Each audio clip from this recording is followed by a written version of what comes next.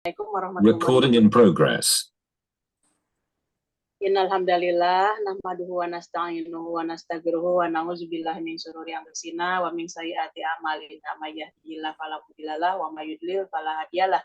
Asyhadu an la ilaha illallah wahdahu la syarikalah wa asyhadu anna Muhammadan abduhu wa rasuluh. Alhamdulillah pada malam hari ini Allah menakdirkan kita lagi untuk bisa mentadabburi Al-Qur'an dan Sunnah. Semoga apa yang Dr. Dar has started screen sharing. You are viewing Dr. Dar's screen. Setelah kita paham, Allah memberikan taufiknya kepada kita untuk bisa mengamalkan, sehingga aktivitas dalam beribadah kita ada di dalam keridhaan Allah. Dan mudah-mudahan kita semua dihimpun oleh Allah untuk bisa husnul khotimah, dan mudah-mudahan Allah menghimpun ke dalam surga Firdausnya. Amin ya rabbal alamin. Monggo Dokter Dia dilanjut. Iya. Mbak Zusi dulu ya, dua hadis ya. Tapi satu-satu dibacanya dulu. Mulai Terus monggo Mbak Zusi dulu. 1541 nggih. Bismillahirrahmanirrahim. Dari Abu Hurairah radhiyallahu anhu ya. Bahwasanya Rasulullah Shallallahu alaihi wasallam bersabda, "Tahukah kalian apa ghibah itu?" Para sahabat menjawab, "Allah dan Rasul-Nya yang lebih tahu." Beliau menjawab, "Ghibah adalah kamu menyebut-nyebut perihal saudaramu yang tidak dia sukai." Beliau pun ditanya, "Bagaimana jika apa yang aku katakan benar-benar ada pada saudaraku?" Beliau menjawab, "Jika sesuai yang kamu katakan, maka kamu telah menghibahnya. Jika tidak ada pada diri saudaramu, maka kamu telah membuat kebohongan atasnya." Hadis riwayat Muslim. Maju kena, mundur kena ya, Dok. Iya. Oh, bisa yang terakhir itu dikatakan fitnah berarti ya, Ustazah? Iya, berdusta. Jadi menuduh ya, termasuknya ya. Yang terakhir ini, yang kalimat keduanya itu menuduh. Jadi kalau ada sesuatu yang terjadi pada si A, kemudian kita mengulangi pembicaraan apa yang telah terjadi itu, diceritakan, itulah yang dikatakan ghibah. Maka ketika si orang itu memang tidak melakukan, tapi kita menuduhnya, yaitu menuduh dusta dan mengatakan ya kebiasaan kita itu adalah kata-katanya fitnah. Ya, maka dari itu solusi untuk kita bagaimana ya, kalau memang kita bisa bicara baik, bicaralah. Kalau tidak bisa, diam. Yang masih suka bingung itu kalau di lingkungan kerja, seseorang itu kinerjanya tidak disukai beberapa orang. Terus misalnya ini ada teman saya nggak suka sama dia misalnya. Nah, saya laporan ke atasan, harapannya itu supaya diganti atau dikasih tahu atau gimana begitu.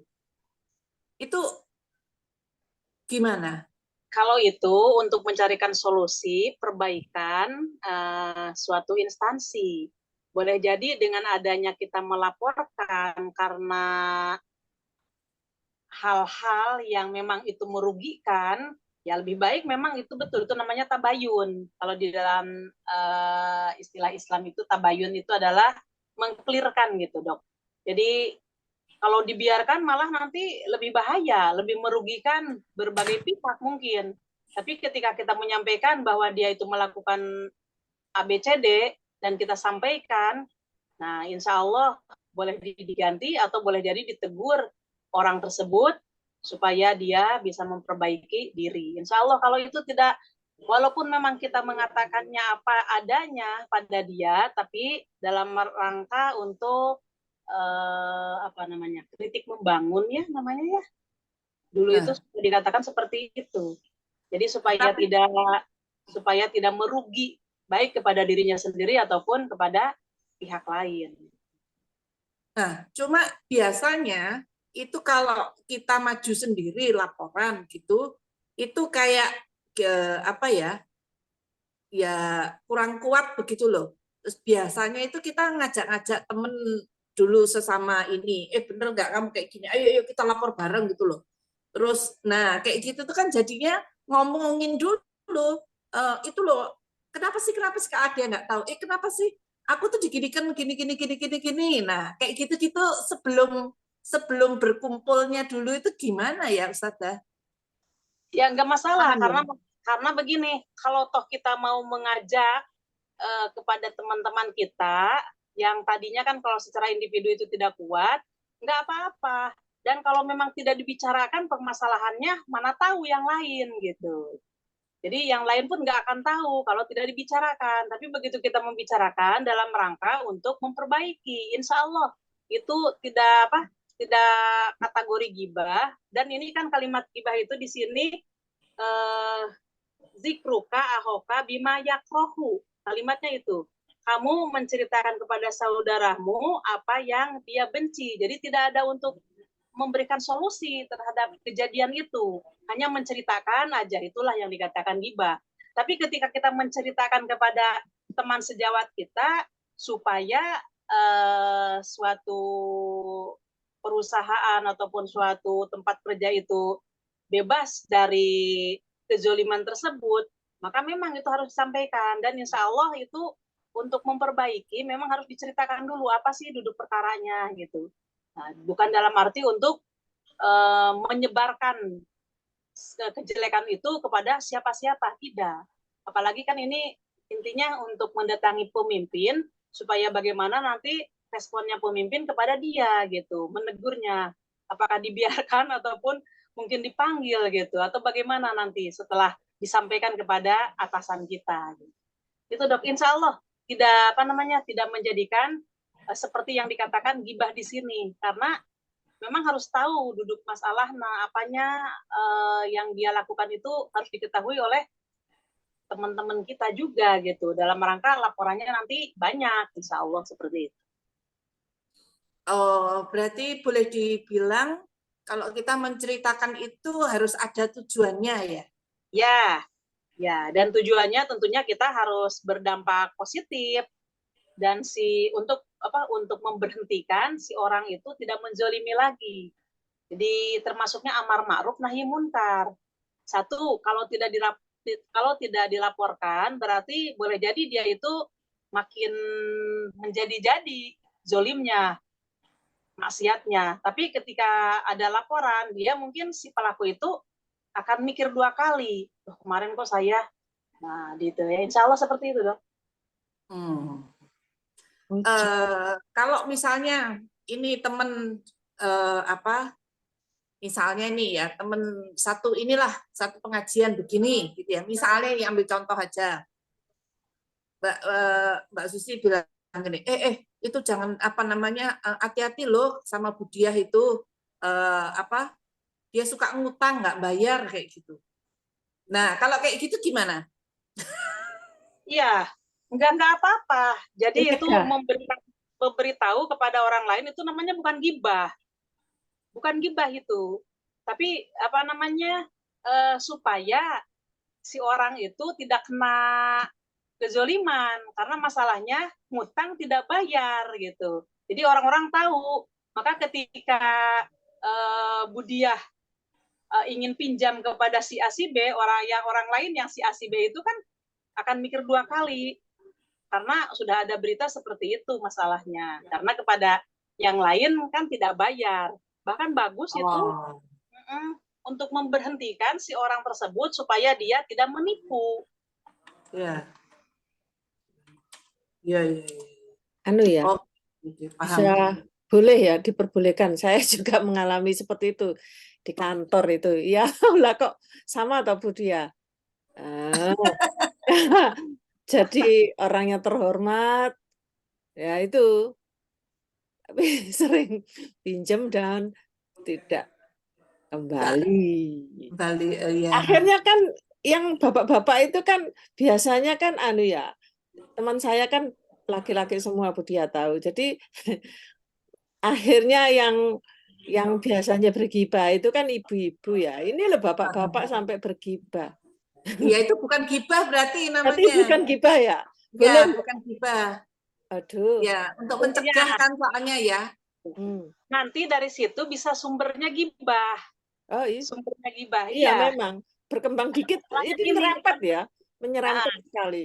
ya tadi kan sudah dikasih tahu rekan-rekan yang belum dia pinjamin, kita kasih tahu dulu, hati-hatilah dengan si A, nanti kalau dia pinjam gitu-gitu. Nah udah gitu kan, udah dikasih tahu ya sudah jadi perhatian. Tapi ketika kumpul nggak ngira ya dia. Nah dari situ kan.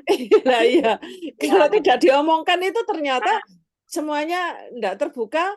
Oh, korbannya banyak gedebuk-gedebuk. iya. Jadi Oh, akhirnya ya terpaksa membicarakan. Nah, padahal kita oh, nggak mau bergibah. Oh, boleh ya? jadi kalimatnya itu, jadi misalnya begini ya, hati-hati apa namanya si A ini kalau biasa suka ngutang nggak bayar. Nah, Ya, tapi kalau suatu kali kita berkumpul, terus kemudian kita, aduh nggak nyangka ya, orang itu padahal dia itu orang terhormat loh, kok bisa ya sukanya kayak gitu. Nah, yang di sini pas di sini itu gibah ya, betul? ya itu, iya itu yang Waduh, dikatakan gibahnya itu gitu. ditambah-tambahinnya gitu. Bahkan Gak ada, nanti kan, gak ada hubungannya ya orang terhormat atau orang miskin. iya, iya.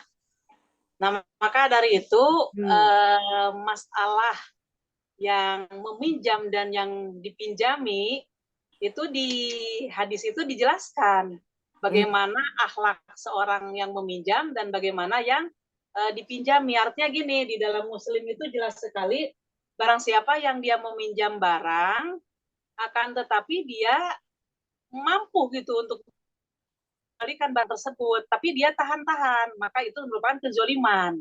Itu di dalam hadis Muslim. Nah, itu pun kemudian kalau toh kita memang punya rezeki, memang betul-betul orang tersebut kekurangan. Maka ketika dia minta tolong kepada kita sebagai orang yang dipinjami itu harus betul-betul menolong, karena ada hadis yang mengatakan begini, barang siapa yang menolong saudaranya maka Allah akan menolong pula, kan ada itu, jadi dua-duanya ada. Nah, ketika bagi orang yang meminjam, jangan sampai dia menganggap sepele gitu kepada orang yang dipinjami, cuma 100.000 aja, biarkan aja gitu. Jadi akhirnya dia itu menganggap kepada orang yang dipinjamin tadi, yaitu menganggap kecil, menganggap remeh kelakuan yang dia lakukan. Padahal ternyata dia melakukan itu banyak orang, banyak korbannya. Maka dari itu ya itu termasuk dia menzolimi. Maka ketika itu terjadi kepada banyak orang dan orang-orang cerita juga, dia pinjam kepada saya tapi sampai sekarang belum bayar. Loh, sama saya juga. Loh, sama saya. Akhirnya kan banyak gitu. Yeah. Ternyata lah, kalau gitu kasih tahu yang lainnya. Udah, kalau nanti pinjam si A, jangan dipinjaminya, itu bagus untuk memberhentikan kezolimannya orang tersebut. Kalau sekarang di TV itu kan banyak ada tuh yang habis pulang naik haji terus pakai mas-masan apa kayak gitu. Itu misalkan itu temen kita. Orang itu kan berarti suka ya. Kalau dia itu pamer itu kan suka. Berarti kalau dibicarakan itu juga suka ya. Boleh enggak kalau kita ngomong ibu itu loh teman kita itu loh, dia itu pulang bulan itu seneng banget dia pamerin kayak gitu. Itu masuk di kategori gibah nggak kalau yang kayak gitu? Karena orang itu seneng diomongin. Ya, itu termasuk kategori gibah dan kita menuduh orang itu kok senang pamer. Apakah yakin hatinya si orang yang kita ceritakan itu dia itu pamer atau tidak? Nah, itu. Jadi bagi kita yang nggak usah menceritakan apa yang ada pada dia. Nah, cuman kan di dalam Islam pun diajarkan ketika seseorang itu memakai perhiasan, maka dalam Al-Quran jelas, A'udzubillahi minasyaitonirrajim, innallaha la yuhibbul musrifin. Sesungguhnya Allah tidak menyukai orang yang berlebih-lebihan. Maka ketika si A tersebut pulang haji, ya dia itu harus tahu diri, tahu ilmu gitu. Bahwa ketika memakai perhiasan ya nggak usah berlebih-lebihan, semuanya dipakai. Semuanya sampai seperti toko emas berjalan gitu. Nah, nggak pantas gitu kalau orang yang tahu ilmunya. Jadi sederhana aja supaya tidak menjadi perhatian orang gitu kepada si A tersebut. Di dalam hadis yang positifnya seperti ini. Barang siapa yang Allah berikan rizki, maka Allah sangat suka kepada orang tersebut memperlihatkan, maksudnya menampakkan bekas rizkinya yang diberikan oleh Allah gitu, Dok. Di antaranya itu, seperti kita umpamanya kita dikasih rezeki yang banyak oleh Allah. Kemudian tetap masalah zakat kita perhatikan. Nah, dengan adanya kita mengeluarkan zakat, berarti Allah senang kepada kita bahwa dia itu memberikan zakat tersebut kepada orang yang berhaknya. Itu adalah namanya bekas yang diberikan oleh Allah, rezekinya itu dinampakkan. Kemudian yang kedua, ketika dia punya rezeki tadi, kan zakatnya sudah dikeluarkan, kemudian dia membeli perhiasan atau membeli kendaraan. Dalam arti kendaraan itu untuk kebutuhan, bukan untuk yang sekunder barangkali seperti itu. Tapi ini yang betul-betul dia itu yang sangat urgent. Kalau dia tidak punya kendaraan, mungkin kena hujan, kena panas, jadi merupakan kebutuhan. Nah, setelah Allah memberikan rezeki, maka dia membelikan kendaraan tersebut, maka Allah senang kepada orang tersebut gitu. Tapi tetap tidak berlebih-lebihan. Ada hadis dua-duanya didukung, akan tetapi bagaimana kita cara pelaksanaannya terhadap hadis tersebut. Kalau memang di dalam hatinya dia ada kalimat, ada rasa memang untuk pamer, nah nggak boleh pamer. Islam itu melarang orang itu berbuat pamer. Iya. Oke. Siap. Oke, lanjut ya Ustazah ya. Ya, monggo lanjut. Ya, ini penduduknya sudah banyak, ganti orang aja. Ya. Monggo Ari yang paling atas. 1542. 1542 ya. Oke.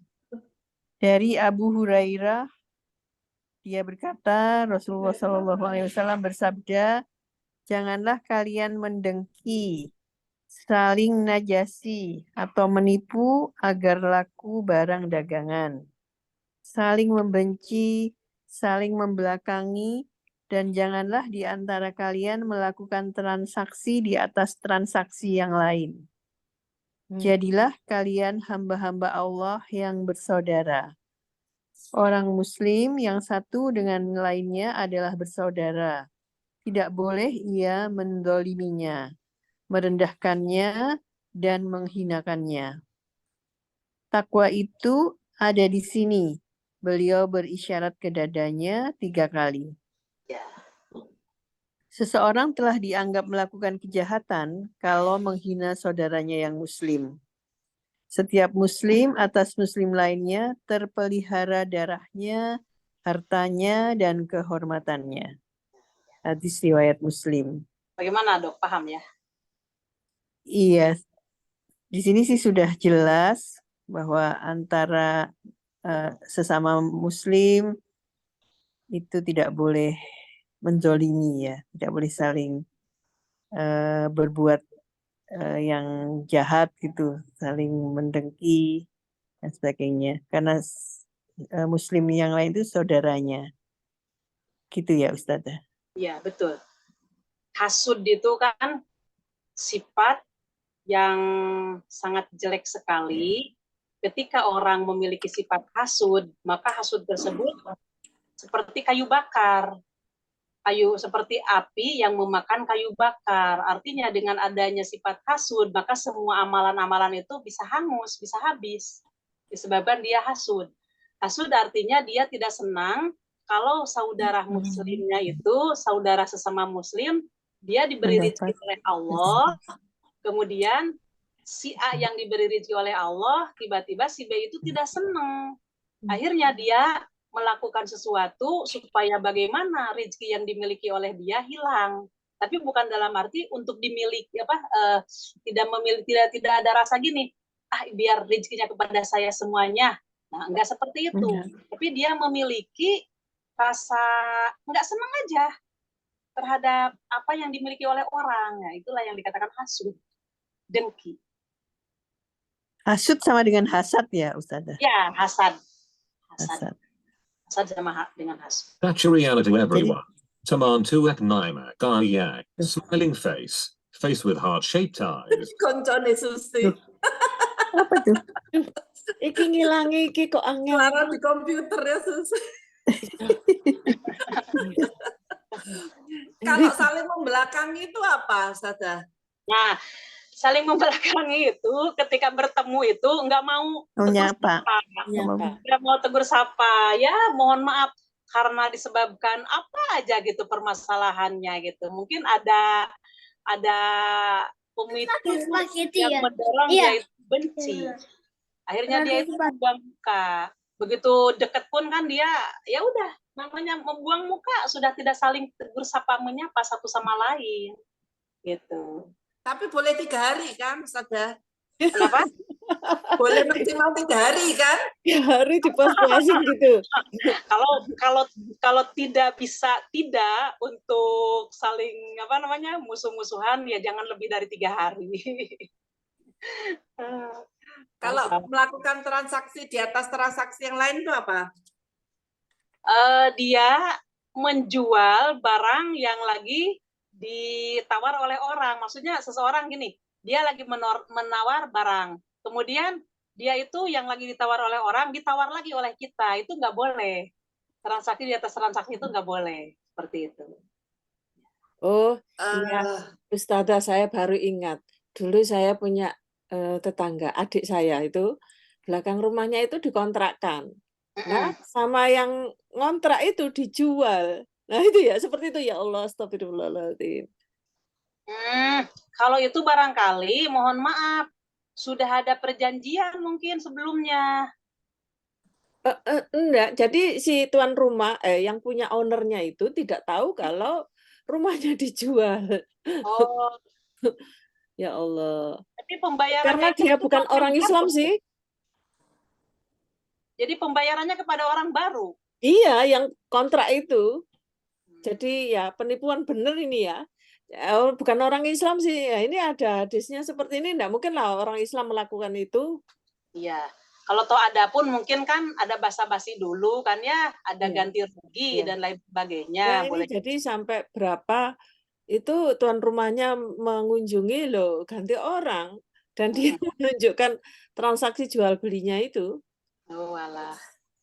Jadi diusir mentah-mentah berarti ya? Oh, gimana itu? Ada loh itu, ada kejadian. Nah, ini di Islam tidak.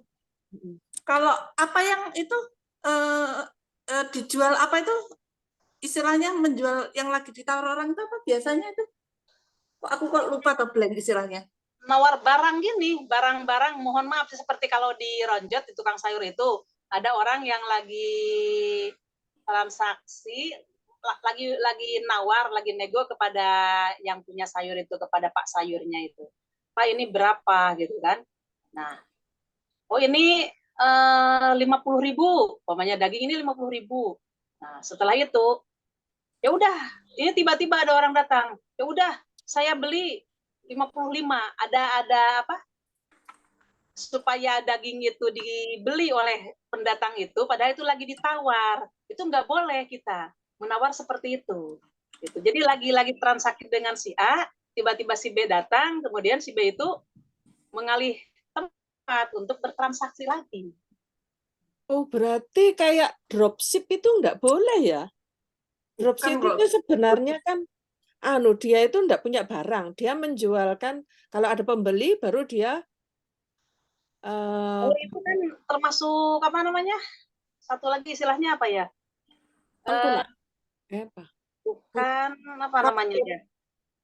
Lupa itu yang biasanya di museum itu. Calo bukan ya? Sistem calo. Kalau di e-commerce itu marketplace dropship enggak apa, Mbak? Dropship itu ada. Jadi maksudnya dropship itu bukan menjual di atas barang yang lagi ditawar. Iya, bukan kalau itu. Di situ kan dia meneruskan penjualan ya. Jadi ada orang beli, lalu si dropshipnya ini membeli ke orang yang suppliernya ya. Sekarang kan sistem online itu kan, Bu Susi. Ya. Sistem online kan seperti itu juga kan? Iya. titip dan kemudian kepada ownernya yang memiliki barang-barang tersebut, nggak masalah kalau itu. Boleh ya. Bukan menjual di atas apa tadi? Menjual barang yang lagi ditawar orang. Ya gitu. Wala bayin ba'duhum ala bayi ba'din. Itu Saya kok orang ada yang inget nggak ya? Itu namanya misalnya jual lukisan terus lelang. aduh ya Allah, lelang. Bid apa auction. Lelang itu kayak gini nggak maksudnya? Transaksi di atas transaksi yang lain nggak itu lelang itu? mohon maaf, kalau lelang itu kan dia itu apakah sudah ada perjanjian dengan pemilik? Kan maksudnya itu kan lelang itu kan Mencari harga tertinggi. iya, siapa yang Menawarkan, menawar tertinggi? iya. Tapi enggak pindah orang kan, dokter dia. Itu enggak pindah orang. Enggak, memang kan itu lazim ya, misalnya ada barang-barang lukisan berharga gitu ya. Lukisan berharga dilelang, sekumpulan orang ngumpul. Ayo dimulai penawaran, harga dimulai dari 1 juta. Siapa yang menawar lebih tinggi? Angkat tangan 1,2. Yang satunya lagi angkat tangan 1,5, yang satunya lagi 2 juta, yang satunya lagi 3 juta. Nah, nanti diberikan kepada penawar yang tertinggi. Tapi itu kan sudah ada kesepakatan bersama, mereka semua sudah tahu aturan itu.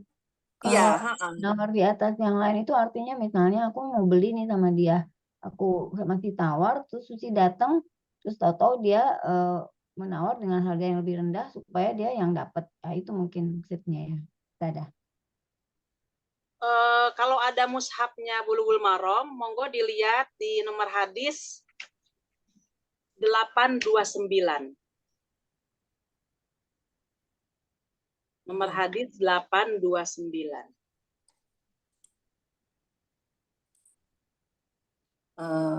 Bulughul Maram ya. Iya.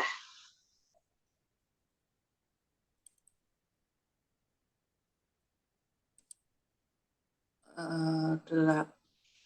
829.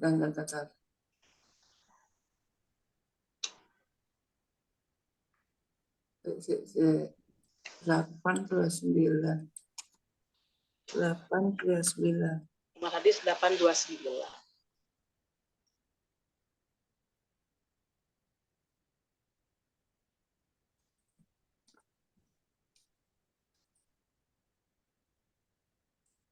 Panahnya itu Ustazah, dokter dia panahnya aja langsung ke panah. 8 berapa? 829. Iya, 829 di mushaf ya. Di mushaf 829. Lah.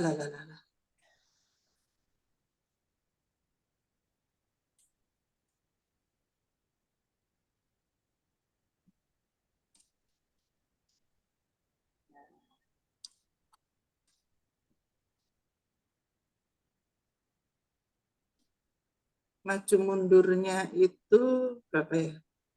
Yang apal saja, salaf dan jual beli. 829. Ke bawah lagi. Ya, sedikit lagi.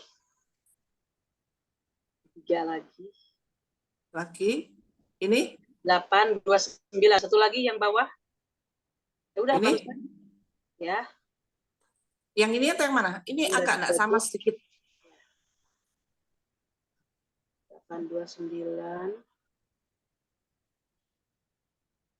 Bentar, saya ambil mushaf saya. Ya.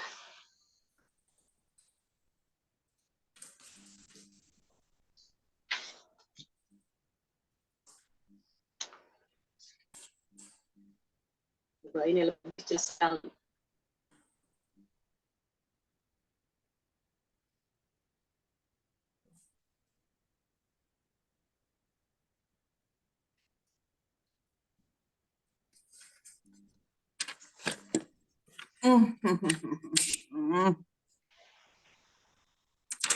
Ini dan daripadanya ia berkata Rasulullah larang orang kota jualkan buat orang desa, ini ya? Ya, betul. Terus nanti Dan sabdanya, janganlah kamu lakukan najasi.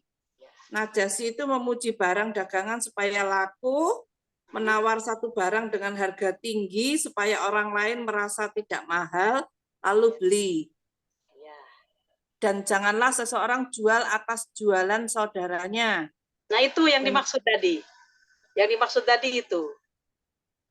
Jadi keterangan nomor satunya Keterangannya itu sedang tawar-menawar barang bagi B, kemudian datang C kepada A dan berkata, saya bisa kasih barang seperti yang Tuan tawar-menawar itu dengan harga lebih murah. Oh, ya. Jadi kalau ya, misalnya lagi nawar baju, gitu ya. Terus misalnya Mbak Susi nawar baju, terus aku datang seperti itu. Terus bisik-bisik, Mbak, aku punya barang itu lebih murah harganya di situ. Beliau di situ aja, gitu kan ya? Iya. Jadi akhirnya si yang punya barang yang lagi dia transaksi dengan yang tadi dibatalkan karena dia itu bisik-bisikin kepada customer itu. Akhirnya customer itu membatalkan, tidak menjadi belanja kepada yang punya barang tadi. Itu tidak boleh. Biarkan aja selesainya. Kalau umpamanya kelihatannya kita dari jauh ya melihat aja gitu. Oh, berarti dia tidak jadi belanjanya. Ya kalau udah gitu kita nawarin setelah dia selesai transaksi, boleh kalau seperti itu. Ini ada perniaganya Islam ya? Iya. Itu jangan sampai menzolimi ya, Bu. Jangan sampai menyakiti satu sama lain. Di Islam itu begitulah adab Islam sangat santun. Apalagi dia menyakiti orang dengan cara mohon maaf. Dia sebagai orang yang jihad katanya membunuh diri gitu. Islam tidak mengajarkan itu. Jadi seandainya ada orang yang melaksanakan bom bunuh diri itu sama sekali ajaran Islam itu tidak seperti itu. Tapi mereka umpamanya pakaiannya ini, pakaian itu lah. Kalau masalah pakaian itu kan bisa disewa, bisa di ini dan itu gitu. Jadi khawatir kalau Islam itu tidak mengajarkan sama sekali keras, tidak. Bahkan harus santun, Itu ya. tidak menjolimi satu sama lain. Sampai barang dagangan pun jangan sampai ada kezoliman di situ. Ya, jelas ya, Bu? Ya, Ustazah, saya mau nanya. Boleh karena memang sudah aturannya seperti itu ya. Ustazah, saya boleh nanya? Monggo, Dok. Ya, tentang itu tadi. Jadi begini, kemarin tuh ada di sini di perumahan sini kan ada yang namanya orang jualan keliling itu. Ya. Ada satu tetangga yang mau beli yang namanya labu. Terus saya di rumah kan ada kebanyakan. Terus saya bilang, ini punya labu siapa? Saya bilang gitu. Oh, kalau mau labu saya ada, Bu, saya kasih saja gitu tuh ya enggak boleh ya? Mohon maaf, itu dalam rangka transaksi enggak orangnya tersebut? Ya, belum, cuman masih ngambil saja, belum bilang dibeli, tapi sudah disisihkan. Jadi yang ibu-ibu itu Bu Nur namanya beli itu sudah disisihkan barangnya. Terus saya bilang, karena saya di rumah masih ada daripada mubazir, ini punya siapa? Punya saya. Oh, saya di rumah ada, Bu. Oh, kalau gitu ya aku enggak jadi beli itu ya enggak boleh ya berarti saya. Iya, jadi artinya mengecewakan penjual ya? Iya. Kalau toh mau ngasih boleh, ya ada nanti setelah dia transaksinya selesai. Oh gitu. Gitu tuh termasuk dosa apa gimana ya Ustazah? Mengecewakan kepada yang menjual tadi, gitu kan? Memang kita ini ada niat untuk baik, akan tetapi supaya penjualnya tadi tidak kecewa, yuk. Jadi kan nggak jadi dibatalkan transaksinya. Walaupun kita kan tadi kalau di sini kan penekanannya masalah penjualan, tapi kan dokter mengatakan kepada tetangga itu ada di rumah, nggak usah beli, punya saya aja. Nah kalau toh mau membeli, jangan pas lagi transaksi gitu. Oh gitu ya. Jadi itu juga termasuk salah satu dosa gitu juga? Ya, menzolimi, kasihan orang yang punya dagangan tadi. Padahal itu sudah merugikan gitu ya? Kecuali kalau di jalan gitu. ataupun lagi tidak ada yang, maksudnya penjualnya itu jauh gitu kan. Kemudian terus kata tetangga atau kata saudara, terus saya ini sekarang mau cari labu kok gitu kan. Oh nggak usah, di rumah saya ada. Nah, kalau masalah itu nggak apa-apa, karena dia belum transaksi dengan penjual tadi. Oh, oh gitu ya. Ya. Iya, iya, iya. Wah, wis kadung Iya. muter, ndak payu-payu. Begitu ada yang nawar, terus diomongi gak sido. Iya, Iya. betul. Nah, itu kan kecewa hati bagaimana gitu kan ya. Iya. Nggak kebayang bagaimana kalau kita merasakannya kalau kita yang menjual gitu. Sudah ditransaksi, sudah disisihkan, kemudian tiba-tiba dong, loh kalau masalah itu kok di rumah saya juga ada gitu. Aduh, jangan gitu. Maka di sini kan jangan. Padahal kan enggak punya niat apa-apa ya. Saya cuman, oh di rumah saya ada eman, kayak gitu tuh. Kalau saya mikir kayak gitu tuh, cuma juga nggak boleh ya. Tetap Iya, nggak boleh ya. kalau pas lagi transaksi. Kalau pas lagi dia menyisihkan, nanti kalau umpamanya dia sudah kelihatan, sudah beres dibayar gitu. Ya bisa kita ngomong gini, udah kurang tak itunya labunya. Loh emang kenapa? Cuma saja ada gitu. Nah, kalau Kurang tambahin nih gitu ya. Iya. lebih bijak gitu. Ya kalau umpamanya kurang, ya nanti saya ambilkan lagi gitu. Wah seneng yang dikasih tadi. Walaupun dia kan sifat manusia begitu. Iya. Atau diberikan ke penjualnya malahan ya. Ini Pak, tolong jualin. Apalagi kalau seperti itu namanya ya bijaksana banget gitu kan. Iya. Oh iya. Ya saya saat itu ya merasa berdosa, saya kok kayak nyesel, aduh, gelo orangnya, penjualnya gelo ya. Kecewa. Iya benar.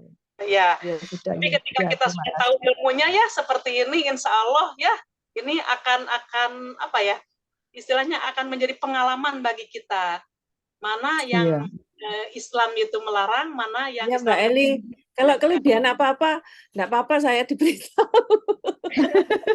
Saya mau bantu. Iya. Terus yang ini, seseorang telah dianggap melakukan kejahatan kalau menghina saudaranya yang Muslim. Ini misalnya bercanda begitu. Terus dalam bercanda itu terus tersinggung gitu. Orangnya itu apa sudah masuk kategori menghina kah itu? Awalnya sih bercanda. Kasus saya ini kayaknya. Iya. Makanya di Islam itu ya bercanda di dalam doa terutama. Ya Allah, ampunilah dosa-dosaku jikalau itu memang sengaja dan tidak sengaja, bergurau dan yakinnya gitu. Sampai begitu kita mohon ampun kepada Allah. Ada yang memang kita tidak sengaja, akan tetapi ada ketersinggungan orang tersebut. Maka dari itu ketika kita bercanda ya mungkin dok dilihat situasi kondisi gitu. Ketika kita bercanda bagaimana mimiknya orang tersebut. Kan kita pun tahu ya loh, jangan-jangan dia tersinggung gitu kan. Nah, tapi kalau dia tidak tersinggung, ya insya Allah mungkin memaafkan gitu. Walaupun dia tersinggung di dalam hati, tapi memaafkan. Tapi kalau kita melihat mimiknya ada perubahan, sehingga dia menunjukkan ketidaksenangan atas candaan kita, ya udah kita berhentikan. Sampai sekecil ini ya Islam supaya memperhatikan orang supaya tidak tersinggung. Iya, Ustazah, saya juga itu pengalaman saya kayaknya tetap ya. Jadi sebaliknya Ustazah, kalau kita tersinggung, adabnya bagaimana Ustazah? Kalau saya langsung spontan gitu ya melawan, saya tersinggung, jadi saya marah gitu ya. Saya peringatkan orang itu. Jadi saya waktu itu saya tidak punya sanggup ilmu bagaimana kalau tersinggung itu untuk menyampaikannya. Iya. Ya, Ibu sudah bagus tadi. Jangan berlebihan yo. Kamu bicara itu kamu maksudnya bercanda, tapi candaan kamu menyinggung perasaan aku. Langsung aja tabayun, Bu. Langsung aja dikoreksi ucapannya. Boleh ya? Boleh.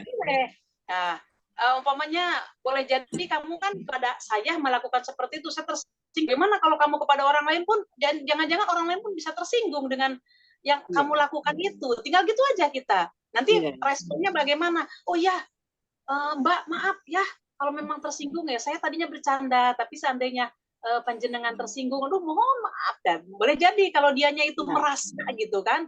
Jadi nggak sombong gini kan, ada kalanya begitu ditegur itu begitu aja kok tersinggung. Nah, itu kan tidak punya rasa orang tersebut. tidak Iya. menjaga perasaan dan tidak punya rasa. Nah, begitu aja kok tersinggung, itu nggak boleh. Kita sebagai orang Islam, dan alhamdulillah sekarang sudah tahu ilmunya, jangan ada kalimat seperti itu, gitu.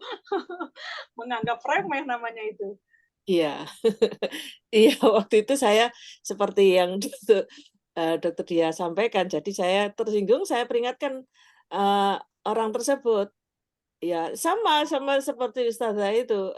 Jawabannya gitu aja kok tersinggung. Bukan gitu, saya bilang. Kalau seandainya kamu buta, apa kamu mau kalau kamu saya panggil si buta, gitu.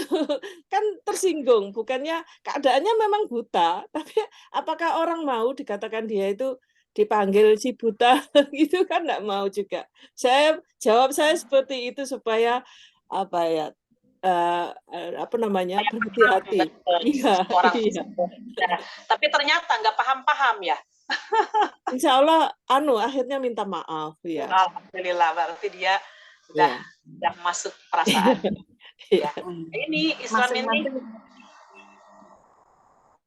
Masing-masing orang mempunyai kadar sensitivitas sendiri-sendiri ya.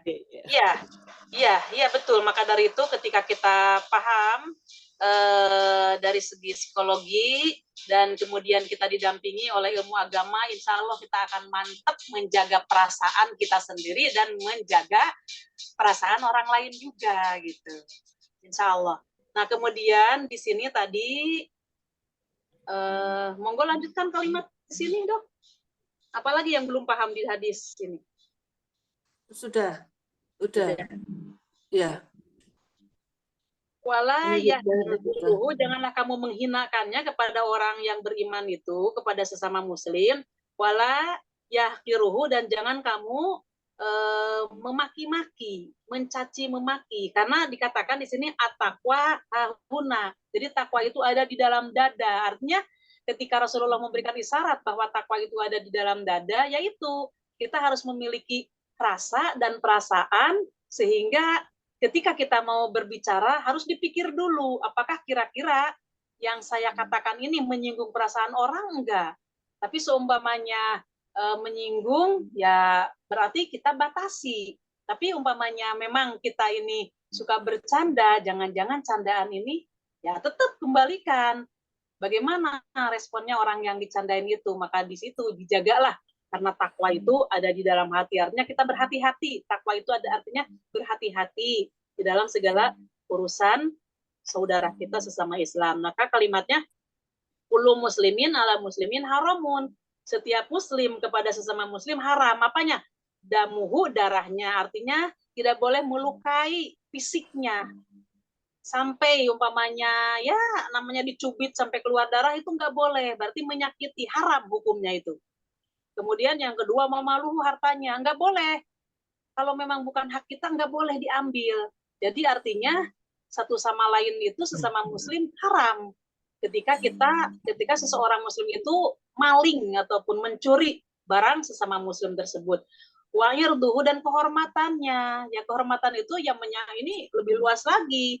Ya barangkali masalah ketersinggungan di dalam candaan tadi. Kemudian kita bergibah juga yang tadinya dia orang lain tidak tahu, yang tahu hanya si A ini malah menyebarkan masalah aibnya kepada orang lain, itu kan menyangkut kehormatan juga gitu. Atau background dari seseorang, ternyata kelakuannya dia begini dan begitu, baik itu di dalam masalah rumah tangganya, di dalam masalah pekerjaannya gitu. Ternyata si Anu itu begini dan begini-begini, kita ceritakan, itu kan menyangkut kehormatan masalah gibah tersebut. Maka dijagalah ketika kita sudah tahu ilmunya ini. Monggo, bagaimana dokter Dia? Iya. Paham, sudah lega. Saya mau tanya, tentang meminta maaf dan menerima maaf. Misalnya ini ada orang nih dituduh gitu ya, kemudian orang yang dituduh ini minta maaf gitu. Walaupun sebenarnya orang yang dituduh ini sebenarnya bukan merasa bahwa memang dia bersalah, tapi maksudnya udahlah, ya aku udah minta maaf deh kalau memang ya seperti Susi tadi misalnya tersinggung gitu ya, sudahlah dia tersinggung, aku minta maaf. Tapi yang dimintain maaf ini tidak percaya gitu. Dia bilang, ah kamu bohong kalau kamu minta maaf kok. Kamu begini, begini, begini. Sebenarnya adab untuk orang untuk menerima maaf itu bagaimana ya Ustazah ya? Kalau misalnya kita merasa bahwa orang yang minta maaf itu tidak tulus, tapi dia sudah minta maaf, apakah boleh kita ini kemudian menolak maafnya, kemudian bahkan ya mungkin menghubunginya kembali gitu? Itu gimana Ustazah? Ya. Ketika seseorang itu seperti tadi menerima tuduhan, mungkin karena ketersinggungannya yang paling tinggi, sangat tinggi ketersinggungannya, sehingga pelaku yang tadi minta maaf tidak dipercaya gitu. Nah, bagaimana untuk menetralisir hal seperti itu? Ketika dia itu punya perasaan seperti itu, serahkan kepada Allah. Jangan sampai gini, seperti mohon maaf, saya yang pertamanya tadi bercanda gitu, kemudian saya mohon maaf dok, mohon maaf ya tadi saya ini bercanda. Nah terus dokter tidak percaya sama saya, enggak, saya enggak memaafkan Anda karena Anda begini-begini. Nah betul, sini saya tulus di dalam hati gitu, saya minta maaf. Tapi umpamanya dokter kekeh karena ketersinggungannya lebih tinggi, akhirnya tidak percaya atas maafnya saya. Ya udah, kalau umpamanya dokter seperti itu, ya udah saya serahkan kepada Allah aja, karena Allah yang lebih tahu hati saya. Nah, sekarang yang dimintakan maaf itu pun harus tahu ilmunya. Ya udah, jadi saling merendah di situ, saling merendah. Ya udah, kalau kamu minta maaf, tolong ya jangan diulangi lagi kalimat-kalimat tadi, atau jangan diulangi lagi menuduh saya seperti ini dan itu, karena itu tidak ada tuduhan Anda kepada saya. Jadi dua-duanya saling memaafkan di situ, dan jangan diulangi lagi sesuatu yang akan menjadikan orang tersebut tersinggung. Gitu dok, gimana? Ya, jadi kita misalnya dimintain maaf, kita sendiri sebagai yang dimintain maaf ini harus mempunyai kerendahan hati ya Ustazah untuk menerima itu gitu ya. Walaupun misalnya orangnya, kita kan tidak tahu tulus atau tidaknya, tapi yang penting dia sudah menunjukkan penyesalan, kita sebagai dimintain maaf tuh perlu juga ya menenangkan hati untuk menerima itu gitu ya. Ya betul. Dua belah pihak harus betul-betul ya kalau tahu ilmunya seperti ini, kita didampingi oleh ilmu agama, ya udah berarti hal yang akan terjadi ketersinggungan nggak usah diulangi lagi gitu, perbuatan-perbuatan seperti itu, insya Allah. Ya. Karena prinsipnya yang bersaudara tadi itu ya, Ustazah. Itu yang perlu diperbesar ya. Iya. Jadi memperbaiki diri sendiri itu yang lebih utama ya. Betul, ini menyangkut keseluruhan dalam aspek kehidupan kita ini, hadis ini yang kita baca. Iya. Oke. Monggo lanjut ya, dokter. ya. 1543 Bu Eli yang tolong. Bismillahirrahmanirrahim. Dari Qutbah bin Malik, dia berkata, Rasulullah bersabda, ya Allah, jauhkanlah aku dari berbagai keburukan akhlak, amal, perbuatan, hawa nafsu, dan dari segala macam penyakit. Hadis riwayat Al-Tirmizi dan disahihkan oleh Al-Hakim Al-Fazi menurut riwayatnya. Ya ini penangkalnya Dokter Wiwin tadi. Iya. Kita sombong. Iya. Ini doa gitu tak, Ustazah? Doa. Ya, doa. Ini doa yang diajarkan oleh Rasulullah. Pertamanya beliau sendiri yang berdoa, kemudian kita yang mendengar, itu termasuk para sahabat juga waktu itu dibacakan atau dilaksanakan oleh para sahabat. Sekarang untuk kita, maka kita hafalkan kalimat ini. Allahumma janibni munkaratil akhlak wal a'mal wal ahwa wal adwa. Ini menyangkut aspek perjalanan hidup kita juga. Ya Allah, jauhkanlah aku dari kemunkaran akhlak. Berarti tadi kan bercanda, menyinggung perasaan orang, gibah, dan lain-lain sebagainya, hal yang bersifat zolim, maka kita berlindung kepada Allah. Jadi nanti kalau umpamanya dikabulkan doa kita ini, kita di dalam hati sudah tidak mau, kenapa sih mesti mikirin orang gitu kan, gitu. Akhirnya punya rasa seperti itu. kalau tahu umpamanya saya digibahin oleh orang, lah masa bodoh urusan dia sama Allah. Jadi kita sudah kuat nanti ini ketika kita dikabulkan doa yang kita ucapkan ini. Kemudian dari perbuatan kita, kenapa mesti saya garain orang gitu kan? Nah, jadi kita ini dikembalikan semuanya tawakal kepada Allah, mohon perlindungan dari hal-hal yang berkaitan dengan akhlak yang buruk itu, kemudian dan amalannya juga. Wal ahwa dan hawa nafsu yang kita kan umpamanya biasanya dulu kita tersinggung, sedikit-sedikit marah. Begitu sekarang sudah tahu ilmunya, kenapa mesti marah? Kalau toh dia umpamanya menzolimi saya, biarin aja urusan dia sama Allah. Nah, bagi saya ini kan ada pahala ketika kita sabar dicemoohkan oleh dia, berarti saya ini kan sakit hati. Tapi ketika saya sabar dalam menghadapi sakit hati ini, gugur dosa saya. Udah, kenapa saya mesti balas? Biarkan aja. Dan yakinkan bahwa Allah tidak menyukai orang yang zolim. Artinya si orang tersebut menzolimi kita, maka pasti Allah akan memperhitungkan amalannya dia. Adapun bagi kita karena sudah tahu ilmunya, ya datar aja di dalam menghadapi hal seperti itu. Akhirnya kita tidak terbawa emosi, masa bodoh akhirnya gitu.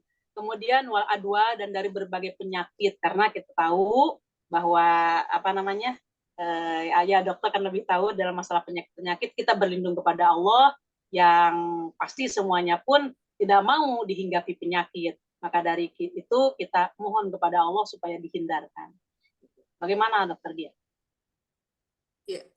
Jadi Ustazah kalau misalnya kita diolok-olok, kita diam aja itu malah nggak apa-apa ya Ustazah ya? Bukan berarti karena kita tidak menjawab atau menjelaskan itu bukan berarti kita tidak sopan kan?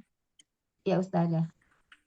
Iya, bukan berarti kita tidak sopan. Bahkan di dalam hadisnya juga kan kita menahan marah bukan dalam arti kita kalah gitu.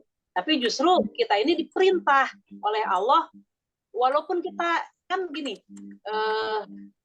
walaupun kita ini kuat, walaupun kita ini bisa, sebenarnya saya diolok-olokan seperti itu bisa aja saya melawan. Tapi kata Allah, kamu harus sabar, jangan marah, la tagdob, jangan marah. Sebenarnya saya bisa melawan gitu, apalagi dia itu siapa gitu, umpamanya kita tahu gitu. Nah, dengan kekuatan seperti itu kita menahan, insya Allah kita mendapatkan pahala. Dan Allah tidak akan membiarkan orang yang mencemoohkan kita, menzolimi kita, pasti dibalas oleh Allah, akan diperhitungkan sekecil apapun. Cuman kan kita udah tahu ilmunya, insya Allah kita ada di pihak yang sabar. Kalau tahu umpamanya kita mau membalas, balasan kita kepada dia jangan lebih daripada olok-olokan dia kepada kita. Boleh nggak kita membalas orang yang menzolimi? Boleh sebenarnya gitu kan, kecuali orang yang dizolimi gitu kan, maka boleh.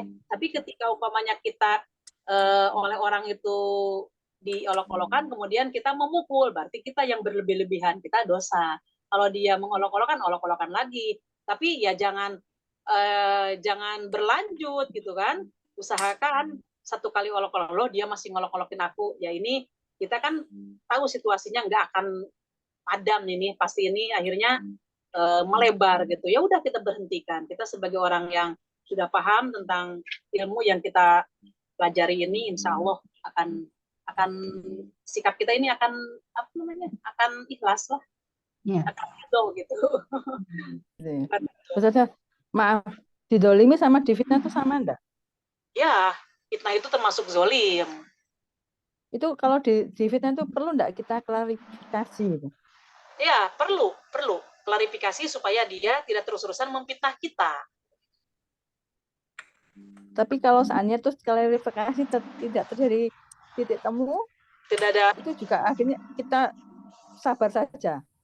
Iya, kembalikan kepada Allah. Kalau dia sudah tidak bisa diajak damai, apalagi dia itu begitu klarifikasi malah mengolok-olokkan kita, malah seolah-olah dia itu memuncak gitu. Jadi dia emosinya itu bukan membawa hal yang damai, bahkan dia itu seolah-olah merasa kuat gitu, merasa itu ya udah biarkan aja orang itu, karena boleh jadi dia masih ilmu agamanya rendah, kelihatan dari situ juga.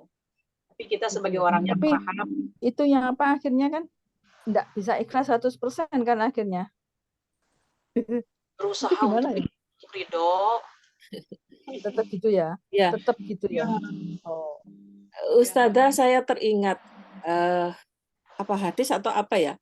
Seorang muslim itu wajib menjaga fitnah. Apakah ini termasuk mengklarifikasi kalau dia difitnah itu termasuk hadis yang dituliskan seperti itu. Jadi seorang muslim wajib menjaga fitnah itu termasuk itu tadi, membela diri atau mengklarifikasi fitnah gitu. Fitnah itu berasal dari bahasa Arab. Fitnatun itu ujian. Tapi begitu sudah diadop ke bahasa Indonesia, fitnah itu kita ini seolah-olah dituduh gitu. Fitnah itu dituduh. Kita tidak melakukan, tapi kita ini dituduh melakukan. Nah, itu yang dipahami oleh masyarakat banyak itulah yang dikatakan fitnah gitu. Begitu dikembalikan kalimat fitnah itu di dalam Al-Quran ataupun Sunnah, itu adalah ujian. Jadi segala sesuatu yang menimpa kita ketika kita tidak enak, itulah yang dikatakan fitnah gitu. Dan boleh jadi yang tuduhan-tuduhan tadi padahal kita tidak melakukan, tapi orang lain itu menuduhnya, itu pun boleh jadi bagian dari fitnah gitu, dari bagian dari ujian kepada kita. Kemudian kita mengklarifikasi hal tersebut, tabayun, apakah dengan tabayun itu bisa ada hasil positifnya enggak, bisa damai enggak gitu kan. Nah, tapi kalau umpamanya kembang-kembangnya malah tidak damai, ya udah kita sebagai orang yang paham serahkan aja kepada Allah. Endingnya gitu barangkali. Jadi kalau yang pengertiannya kita harus menjaga fitnah itu maksudnya kita berkewajiban untuk membersihkan nama kita gitu, Ustazah, atau apa? Jangan sampai kita memfitnah orang, jangan sampai kita menuduh orang. Adapun orang itu maksudnya untuk diri kita gitu. Misalkan kan gini, saya malam-malam pergi sama bukan muhrim kita, ya. Satu memang dilarang, kedua saya karena ingin menjaga fitnah supaya tidak ada orang itu, oh itu padahal saya tidak melakukan apa-apa, misalkan begitu ya. ya.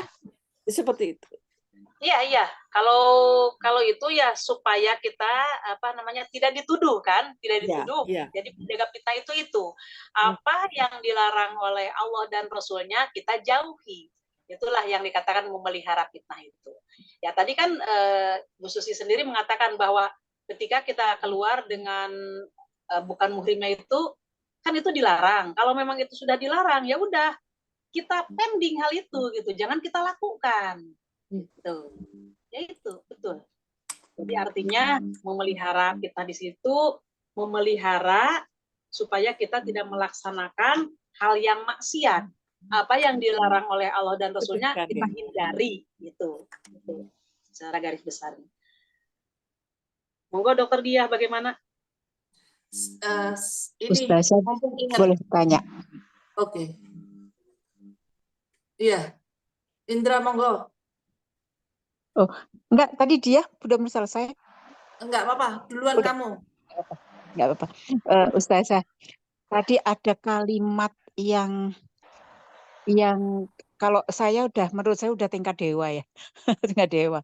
Jadi kayak tadi, dalam hal sudah tidak tahu yang tidak bisa berbuat apa-apa, serahkan semuanya pada Allah. Itu kan suatu hal yang kayak orang bilang ikhlas ya. Ikhlas itu yang kayak apa? Nah, kayak itu tuh kapan kita menyerahkan semuanya pada Allah? Karena kayak tadi ya, saya mengambil contoh gini, di dalam suatu pertemanan atau di dalam suatu kelompok, mungkin bukan fitnah, tapi orang memandang, oh si A ini begini orangnya, gitu. Misalnya si A ini begini. Nah, kadang-kadang kan tidak selalu orang itu bersifat yang negatif seperti itu.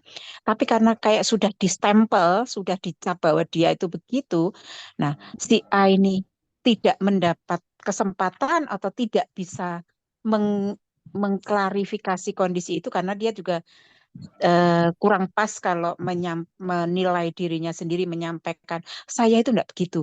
Nah, sampai kapan dia harus berada di dalam lingkungan itu, dan kalau tadi udah saya serahkan ke Allah, atau dia sebaiknya keluar dari kondisi yang sudah membuat dia distempel seperti itu, gitu.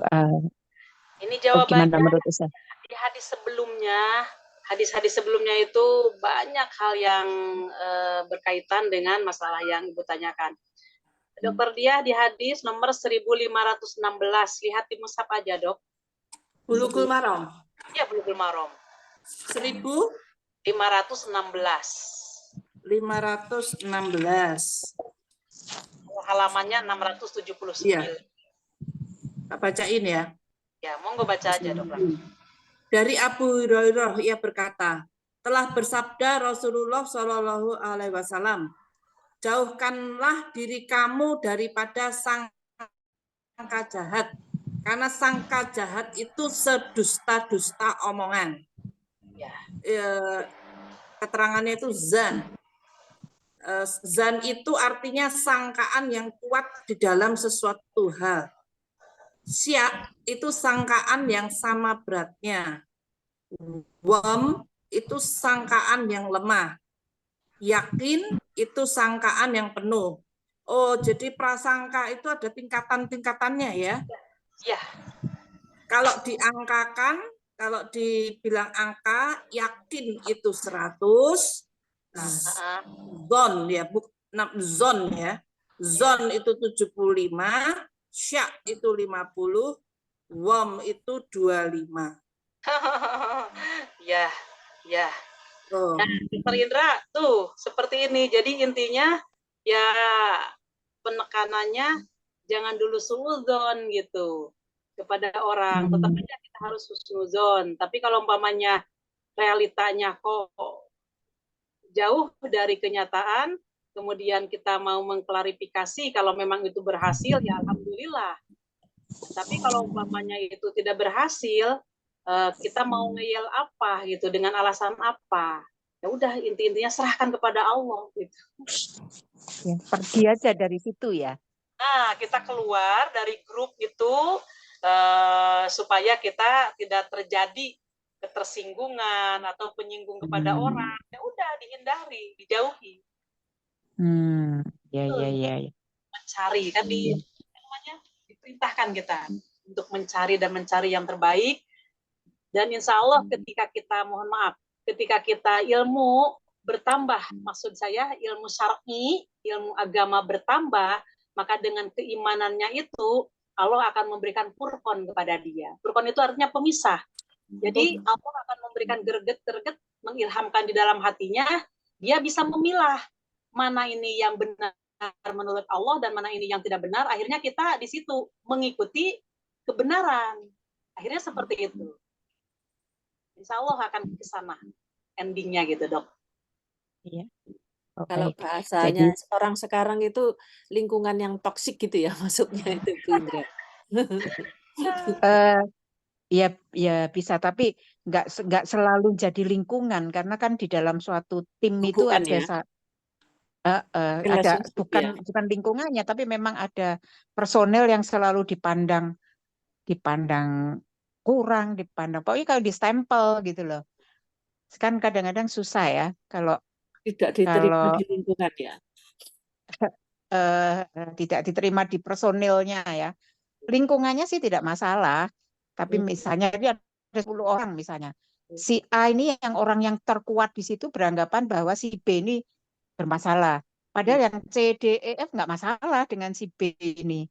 Jadi kan orang kuat itu kan di dalam suatu kelompok kan biasanya berpengaruh. Nah, ya, mendominasi. Jadi kalau kita sebagai orang luar memberi saran, ya udah nek wong Jawa jarno wis lunga kok kono, itu istilahnya. Itu ada, kalau kita tahu itu ada jawabannya di dalam Al-Qur'an, Dok, kalau nggak salah itu surat Al-Ahzab gitu. Mungkin Dr. Dara has stopped screen share. Mungkin sudah dipelajari itu, tapi akan saya sampaikan barangkali bisa. Coba ya ini ya, saya ambil mushafnya dulu.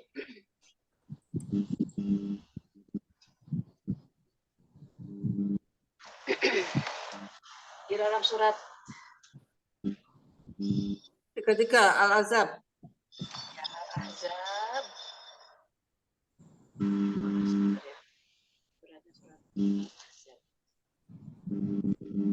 Yang isinya kayak apa Ustazah? Yang isinya begini. Dulu pernah yang berkaitan dengan masalah rezeki, bahwa Allah itu memberikan keutamaan kepada hambanya itu sesuai dengan profesinya masing-masing. Ketika dia mendapatkan profesinya masing-masing itu, maka bukan untuk satu sama lain dicemoohkan dan bukan untuk satu sama lain dia merasa tinggi hati, tapi di situ untuk bisa diambil manfaatnya, gitu. Setiap orang punya kelebihan masing-masing gitu ya. Mungkin. Ya, itu di dalam Al-Qur'annya seperti itu. Monggo dicari kalau nggak salah di surat Al-Ahzab. Saya cari dulu surat Al-Ahzab surat keberapa? Barangkali ada yang 33. 23, Dok. 33. 23.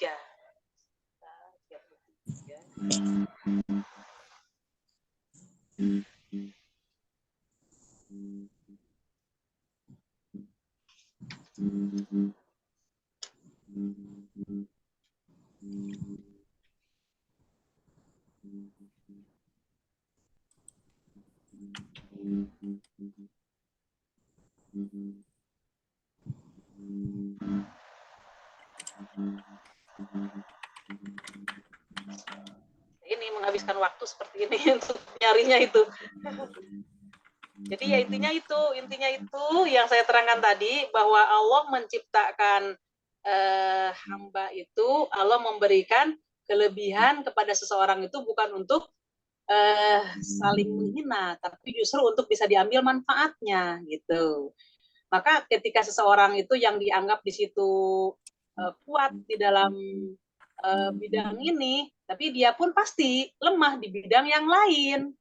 Nah, ketika seseorang itu lemah, berarti bisa diambil manfaat untuk orang yang kuat tadi. Begitu pula orang yang kuat pun masalah kekuatannya itu bisa diambil manfaatnya oleh orang yang lemah. Nah, disesuaikan dengan profesi masing-masing di situ gitu. Nah, itu maka ketika kita tahu ilmunya itu, kita tidak akan menganggap orang lain rendah, dan ketika Allah memberikan ilmu kepada kita yang tidak sama dengan orang yang rendah tadi, kita pun tidak akan sombong, karena apapun yang terjadi kepada diri kita itu atas izin Allah gitu. Itu intinya, Dok. Ya. Nanti ayatnya mungkin habis ini saya bisa buka, bisa saya sampaikan ke dokter, nanti bisa di-share. Iya. Pokoknya nggak saya kasih tanda ini. Oke. Jadi saling mengisi gitu ya. Nah, satu sama lain saling mengisi. Dan di situ disebutkan oleh Allah supaya apa? Kami menjadikan itu supaya kamu bisa mengambil manfaatnya. Gitu. Oke. Ya. Ustazah, Baik, saya makasih. yang penasaran itu soal profesi komika. Komika kan lagi, ini kalau komika yang terutama merosting seseorang itu sebetulnya apa-apa atau nggak apa-apa sih antara bercandaannya komika itu? Komika itu apa toh? Itu loh yang kayak Cak Lontong. Oh, kayak, itu siapa itu? Kayak stand up itu. Stand up komedi. Iya. Buka stand up komedi itu kan namanya itu kan sebagai komika itu. Nah, terus itu kan suka ngebecandain segala sesuatu tuh dibuat bercandaan gitu loh. Termasuk ada istilahnya yang merosting seseorang. Roasting itu jadi kalau mau merosting itu dia ini dulu nyari tahu dulu tentang orang itu kira-kira ada hal apa yang bisa dibecandain gitu loh. Tapi memang ya orangnya udah tahu bakal akan di roasting ya, kadang-kadang merah padam tapi nggak bakal marah gitu loh. Nah, sebetulnya itu tuh profesi yang bagus nggak sih gitu loh. Kalau toh itu merupakan kelemahan orang tersebut, kemudian si orang itu tersinggung, berarti itu termasuk layah kirona, jangan kamu menghinakan. Seperti tadi yang dicontohkan oleh dia walaupun memang kenyataannya buta, kalau kita ucapan kamu buta kan tersinggung gitu kan, yang seperti itu. Kalau memang itu sudah damai, sudah ada persetujuan, oke, untuk dua belah pihak tadi ada persetujuan, tapi bagaimana kalau hal yang sama dimiliki oleh orang lain yang tersinggung pihak ketiganya gitu, yang sama punya sifat seperti yang kedua tadi. Mohon maaf, tidak boleh satu sama lain mengolok-olokan untuk dijadikan bahan candaan. Tidak diizinkan di dalam agama, Dok. Iya. Ya. Ya memang masyarakat kita itu sekarang kan sakit ya, Dokter Dia. Jadi seneng kalau melihat keburukan orang lain, keplok-keplok kan. Seneng gitu kan, melihat keburukan orang lain terus itu ya memang jadi penjanaan itu juga seolah-olah menghibur penonton ya, tapi ternyata di dalam Islam jadi itu kan menjadi ketersinggungan oleh pihak yang bersangkutan. Gitu. Umpamanya mohon maaf, ada yang seseorang itu bibirnya sumbing, kemudian ilokno kan ya oleh pihak komika tadi berbicaranya apanya, yang lain yang normal kan bisa berbicara, bisa ketawa-ketawa. Tapi di pihak lain yang merasa seperti itu kan tersinggung. Islam itu tidak mengajarkan seperti itu sebuah kezoliman. Jadi seandainya dia itu tahu untuk mencari nafkah itu hal yang demikian itu tidak akan barokah. Tidak akan barokah. Walaupun hasilnya besar, tapi lihatlah nanti. Barokah itu punya Allah. Allah nanti yang akan mengatur hal itu. Iya, dulu itu kan zaman dulu itu pelawak-pelawak yang tubuhnya tidak sempurna, misal giginya yang have started screen share. Giginya maju ke depan, jadikan olok-olok dan kita ketawa-ketawa ya, itu jadi banyolan, itu ternyata enggak boleh juga ya? Nggak boleh, masalahnya kalau orangnya setuju aja gitu gimana? Loh iya jelas setuju, wong dia dapat duit banyak toh. Setuju. Tapi di pihak yang lain, mohon maaf, kan bukan dia aja yang tongos itu, bukan dia sendiri yang sudah didamai. Dia itu mohon maaf ya, yang namanya manusia pasti ketersinggungannya juga ada. Orang pihak kedua itu dengan setuju. Kenapa dia setuju? Karena masalahnya dia itu ingin mendapatkan uangnya itu. Jadi setuju tidak setuju karena saya punya hasil dari ini. Sedangkan yang lain di pihak luar yang tidak punya penghasilan itu tersinggung loh itu. Gitu. Akhirnya kawan-kawannya itu niru komika tadi, mengolok-olokkan kepada orang itu gitu, kepada orang yang bentuknya seperti yang pihak kedua yang ridho gitu untuk diolok-olokkan. Karena masalahnya kenapa? Untuk mencari uangnya itu, saya diolok-olok itu kan, tapi saya dibayar gitu. Sedangkan kawan-kawannya yang lain, pihak ketiga kesekiannya itu ya tersinggung, ada kawannya, oh kamu begini-begini, akhirnya kan ketersinggungan ada. Ya itu namanya jariah dosa. Kalau ingin tahu itu di Islam itu jariah dosa itu. Ada sebutannya ya, jariah dosa. Dosa, iya. Dosa yang berantai ya? Ya, dosa yang berantai. Iya, itu di Muslim. Ya. Oke. Ya, Ustazah, siap. Ya. Lanjut ya, Ustazah ya. 1543, 1544. Ya. Monggo Indra 1544. Iya, aku enggak bisa baca, aku lagi di gelap nih. Aku cuma bisa dengerin. Oke. Wiwin? Wiwin bisa baca, Win? 1544. Oke. Bismillahirrahmanirrahim. Dari Ibnu Abbas radhiyallahu anhu, dia berkata, Rasulullah SAW bersabda, janganlah membantah saudaramu, janganlah bercanda dengan membanggakan diri kepadanya dengan cara yang batil, dan jangan pula engkau menjanjikan suatu janji lalu engkau mengingkarinya. Hadis riwayat At-Tirmidzi dengan sanad. Paham dok, monggo dok, diulas dok. Iya, artinya kalau membantah saudaramu itu mungkin dengan cara yang keras mungkin ya Ustaz. Kalau misalnya klarifikasi, apakah juga termasuk tidak boleh? Kemudian jangan terkadang membanggakan diri kepadanya itu kayak apa ya? Agak merendahkan itu ya mungkin. Jadi merendahkan, membanggakan diri tapi merendahkan dia gitu. Bercanda.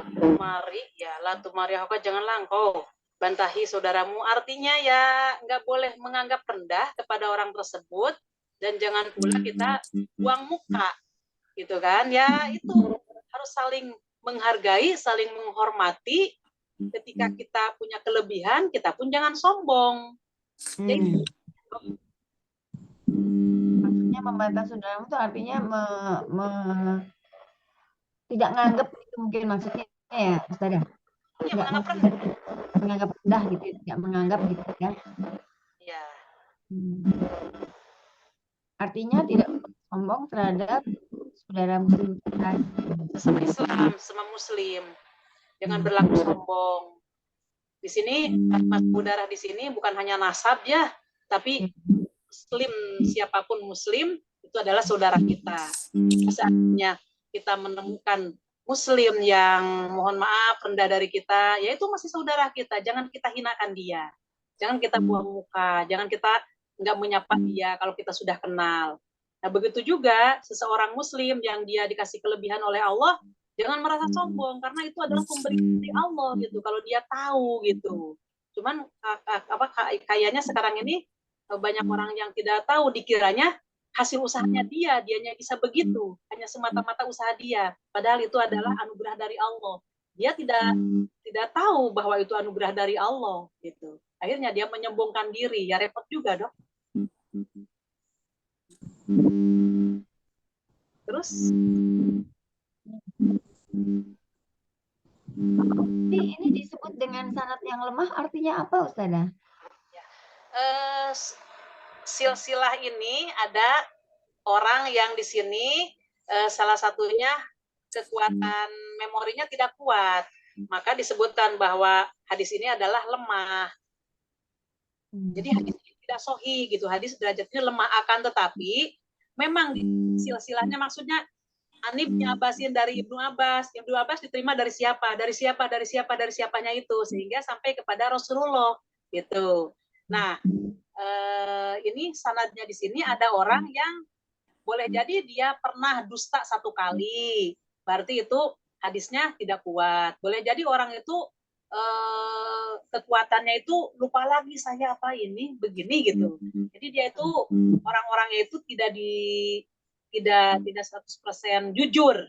Maka ini namanya sanadnya lemah, jadi tidak sahih hadisnya. Nah, walaupun hadisnya redaksinya silsilahnya sanadnya tidak sahih, akan tetapi isi daripada sabda Rasulullahnya itu didukung oleh hadis-hadis yang sahih. Maka dikatakan sahih li ghairihi namanya. Ini pun termasuk bisa diterima isinya daripada hadis ini karena didukung oleh hadis-hadis yang sahih. Jadi larangan-larangan yang disebutkan oleh Rasulullah di sini bisa diterima karena ada dukungan dari hadis-hadis yang lain, terutama hadis yang tadi yang 1534 di mushaf tadi. Begitu dong. Baik, Ustazah. Ustazah maaf, bisa diulang penjelasannya yang jangan engkau bantahi saudaramu tadi itu loh. Membantah saudaramu itu maksudnya ya apa sih tadi? Jangan membantahi saudara, jangan ditolak, gitu aja. Paham?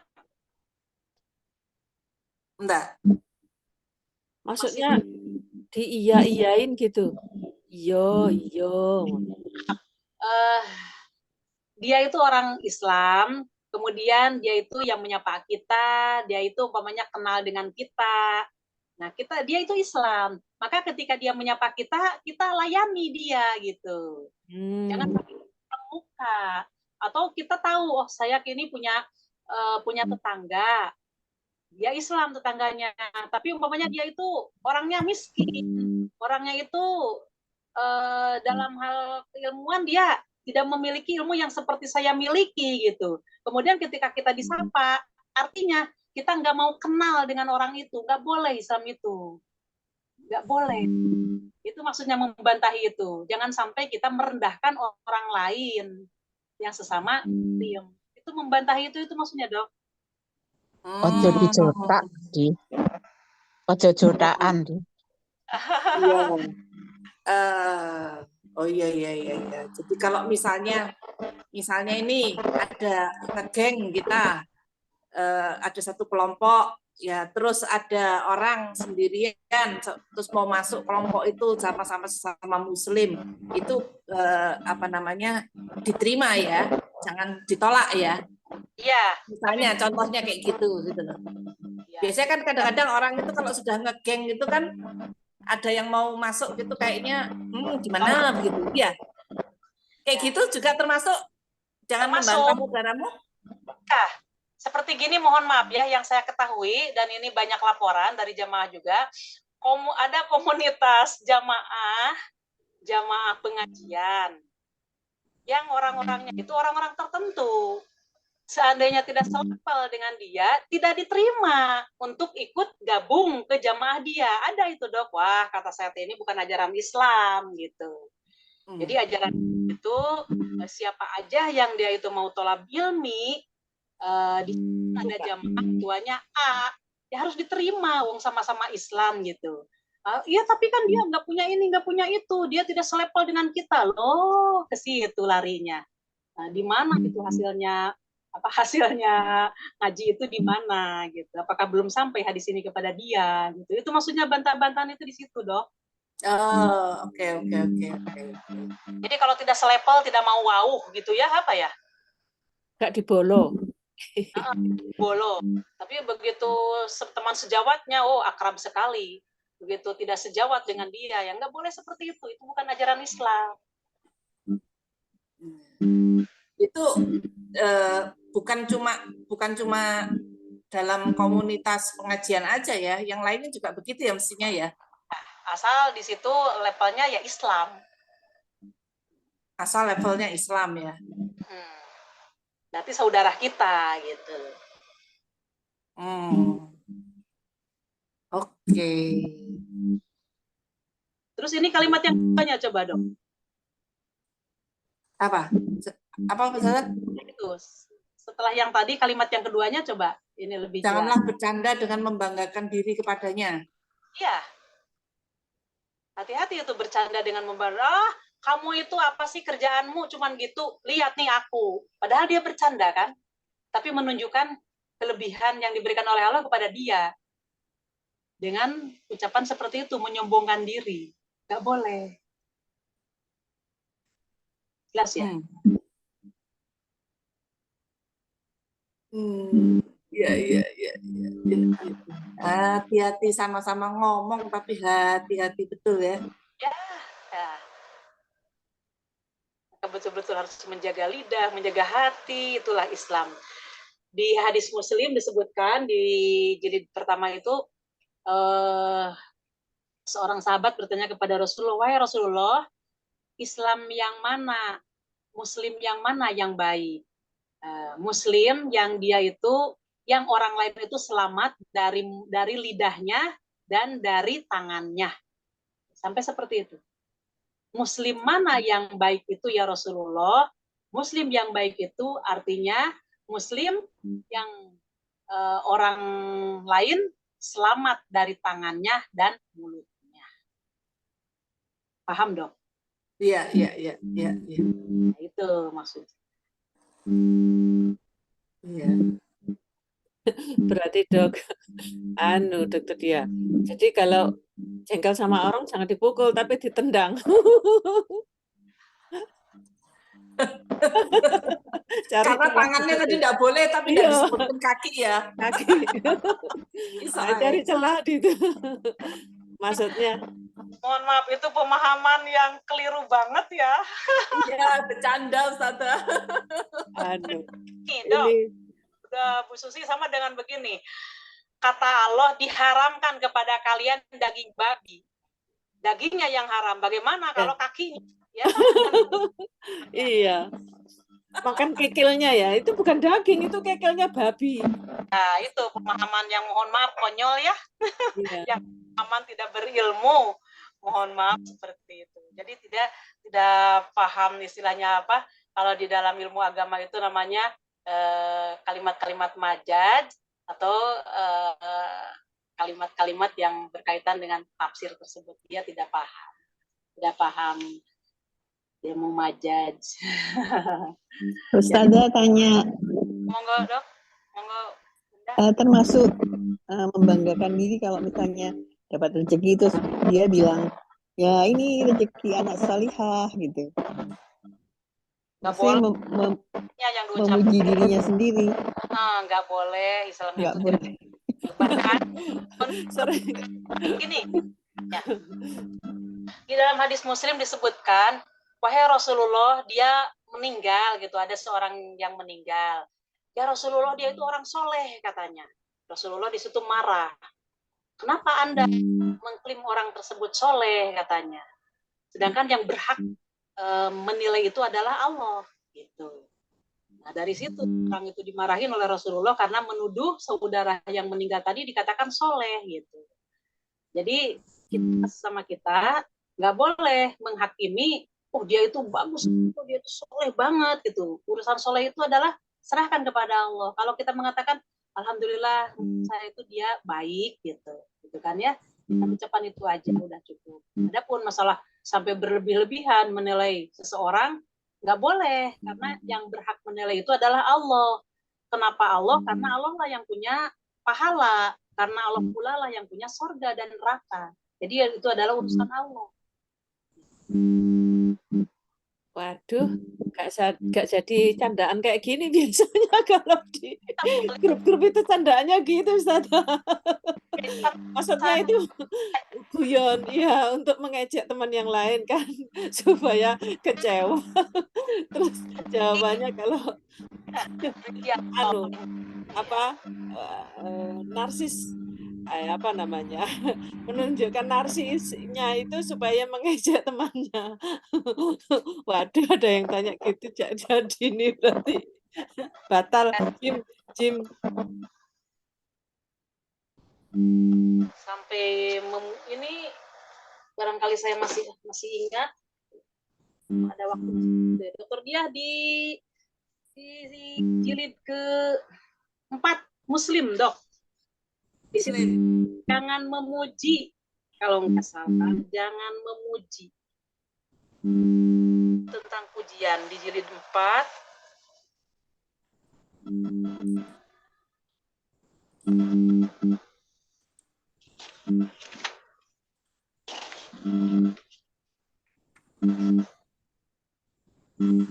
Susah ini kalau Muslim nyari gini. 399 halamannya. Oh, jangan. Halamannya 399. Ya, judulnya jangan memuji, nomor hadis 2516. 2516 dan 2517. Monggo dok dibaca.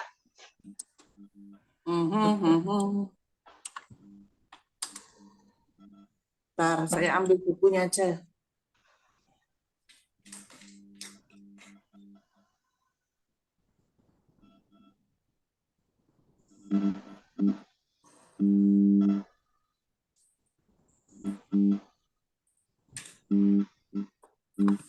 Iya, 2517. 16 dulu. 2516. Benar. Saya baca bukunya aja.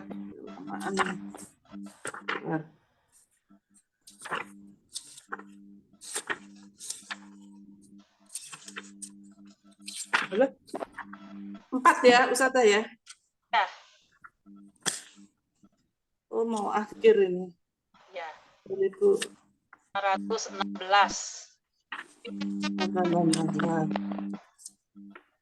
Oke.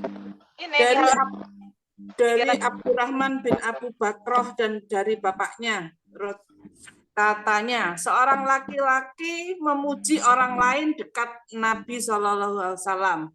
Lalu Nabi berkata kepadanya, celaka kamu, berarti kamu memenggal leher saudaramu. Kata-kata itu diucapkan beliau berulang kali.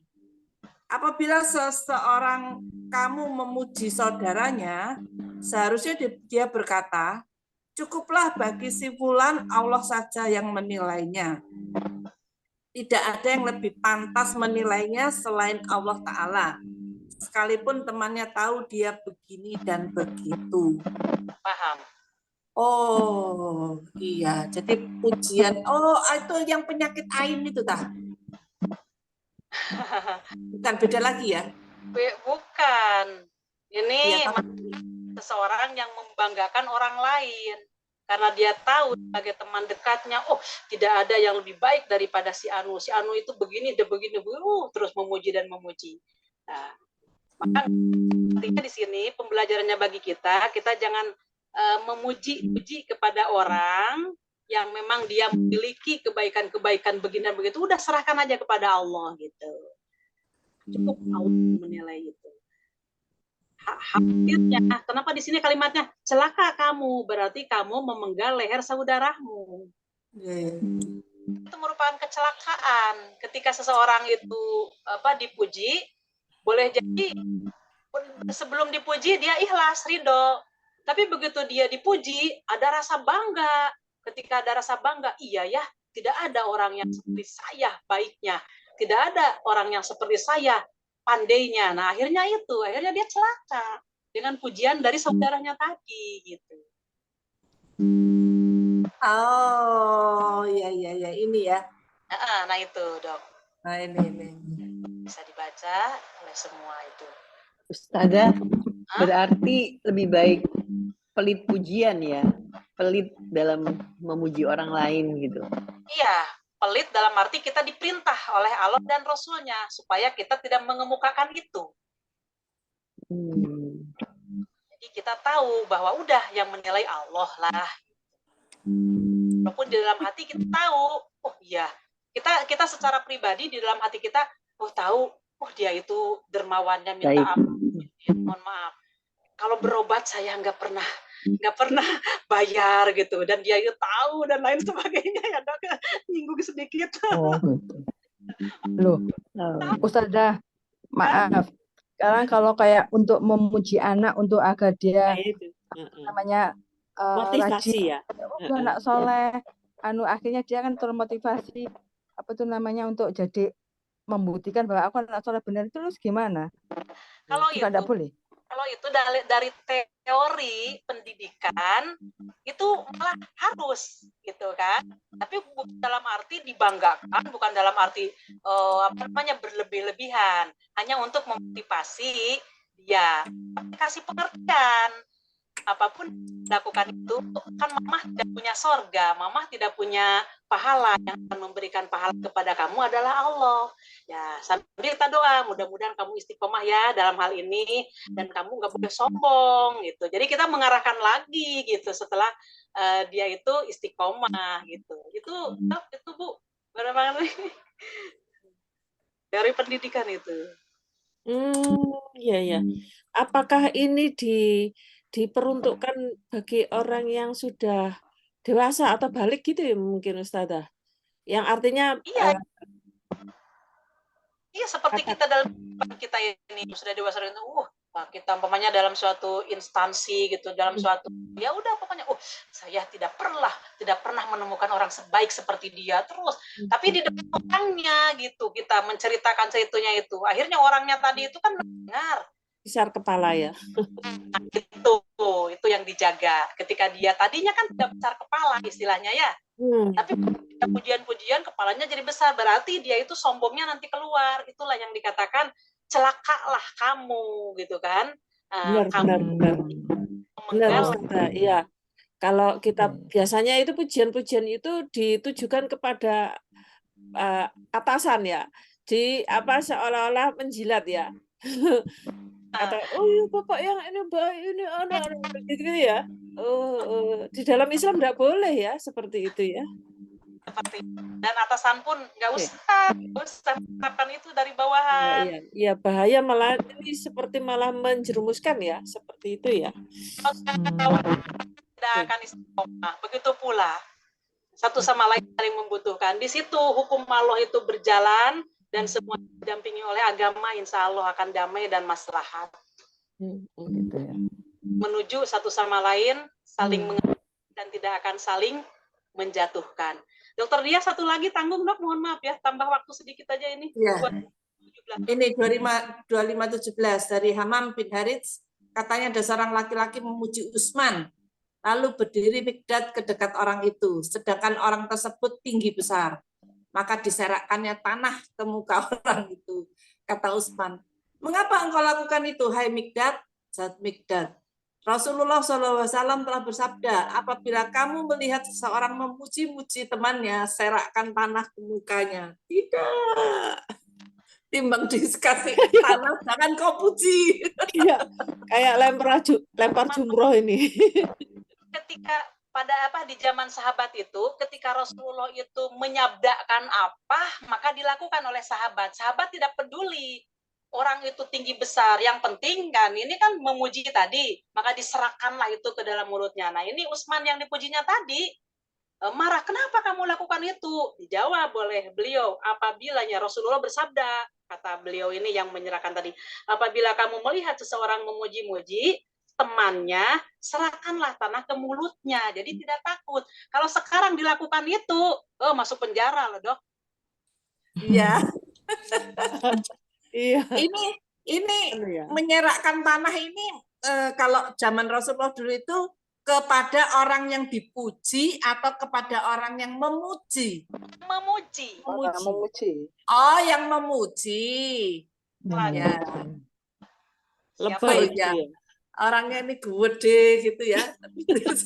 Lebay itu. Waduh ya ternyata. Enggak boleh Bu. Dokter, enggak boleh. Jadi kalau kita Susi itu baik loh, suka nolong gitu. Waduh. Iya wes bergedes ngono ya. Desauri ngono ya. Ya, paham Ustazah. Iya. Ustazah, maaf mau tanya satu tapi agak menyimpang ya, boleh ya? Mau nanya, apakah kodokkan sholat orang yang sudah meninggal itu ada dalilnya? Boleh. Saya tidak menemukan masalah sholat itu diwajibkan bagi orang yang hidup. Oh gitu ya. Tidak perlu ya. Dalilnya begini, ketika anak Adam itu meninggal, maka putuslah semua amalannya.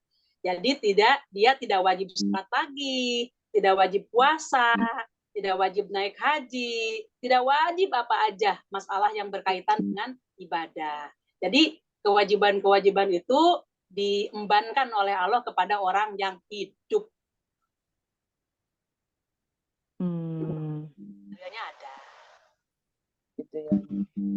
Tapi kenapa kalau orang-orang haji itu saya mau menghajikan ibu saya, menghajikan itu juga tidak perlu? Kalau itu ada dalilnya. Ada seorang sahabat Allah bahwa ayah saya atau ibu saya ini dia belum haji gitu kan. Maka bagaimana kalau saya yang menghajikan? Ya laksanakan katanya gitu. Itu ada dalilnya. Tapi kalau sholat tidak ada ya? Saya sholat tidak menemukan, bahkan seorang perempuan yang head aja dia masih hidup tidak disuruh untuk mengqadha sholat. Ya enggak? Oh begitu ya. Iya sudah, terima kasih. Terima kasih Saudara. Halo? Halo, iya. Terima kasih Saudara. Cukup. Alhamdulillah, mudah-mudahan apa yang dikaji pada malam ini kita bisa melaksanakannya atas izin Allah, dan kita mohon pertolongan kepada Allah supaya amalan-amalan kita selama dibimbing dan dituntun oleh Allah menuju ke dalam keriduannya Allah. Amin ya rabbal alamin. Walakum subhanakallahumma wa bihamdika asyhadu an la ilaha illa anta astaghfiruka wa atubu ilaik.